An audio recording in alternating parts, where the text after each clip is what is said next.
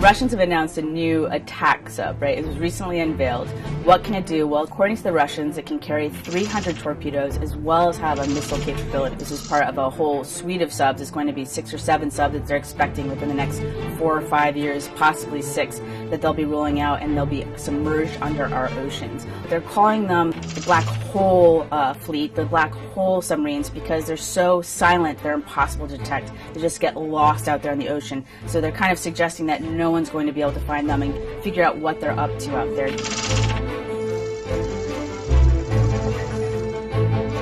We need to put the fact that the Russians are revealing, doing a very big, showy launch of this submarine, right, in the context of the messaging. It's sending a big message of they're modernizing and expanding their submarine fleet. There's been lots of reports for quite some time now that the Russians have been scaling up and doing a lot more patrolling around the world's oceans with submarines.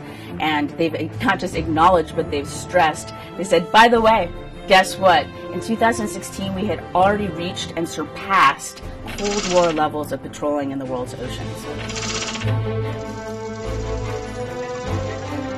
The new submarines, they're saying, can carry the Caliber missile, which is another new missile that the Russians have introduced. A couple of years ago, they used these missiles. They said they used these missiles against Syria. We did see activity. We saw that they struck targets there, and they said they were the Caliber missiles. If that's the case, Russia's saying that they have a range of about 1,500 miles.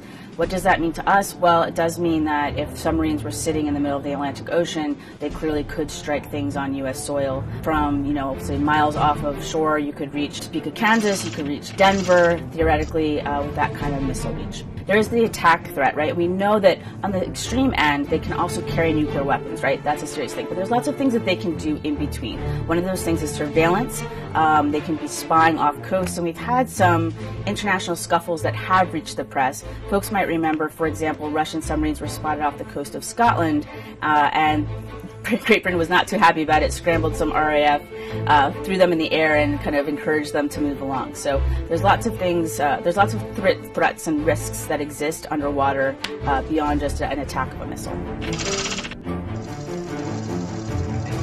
What it does concern me about is that they are sending a very clear signal, particularly in the Arctic region. Now, why should we care about the Arctic? It's so far away. Well, it could affect, if you're in America, it could affect you at home because it could affect your electricity prices. It could affect your gas prices because there's the expectation in the Arctic region as the ice recedes. There's a general acknowledgement that there's vast mineral and sort of oil and gas resources up there. In fact, they've already tried to petition the UN claiming an area the size of France and Spain on the seafloor of the Arctic, saying that's an extension of their continental shelf, so they already have a right to it. So why should we care about that? Because it has effects on our pocketbooks at home as well. Whoever dominates and takes control, seizes control of that region, will have control over very valuable and lucrative assets. The second thing, of course, up there is that as it recedes, we'll have more access to Asia. So if Russia gains control and dominates that region, they could have a Panama Canal sort of dominance where they have a shortcut to Asia that they have control of up there. So submarines can be used for that sort of thing. And the second piece that I'm concerned about is communications. And we do know that Russians have been sighted, the submarines have been sighted near the cables.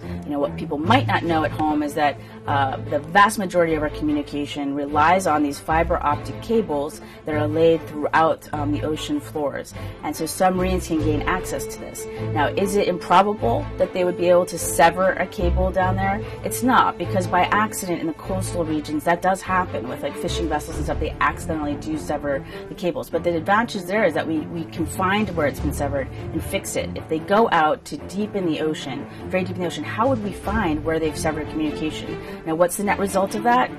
No communication whatsoever. So think your emails, think stock exchanges, think banks, things like that. We all rely on this communication going backwards and forth.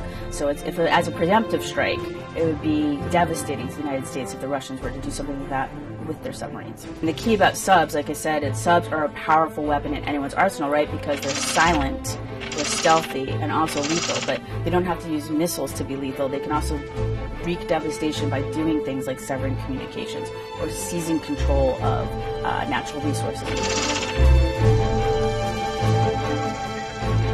We have the best fleet in the world. To stack up right now, we definitely have the advantage.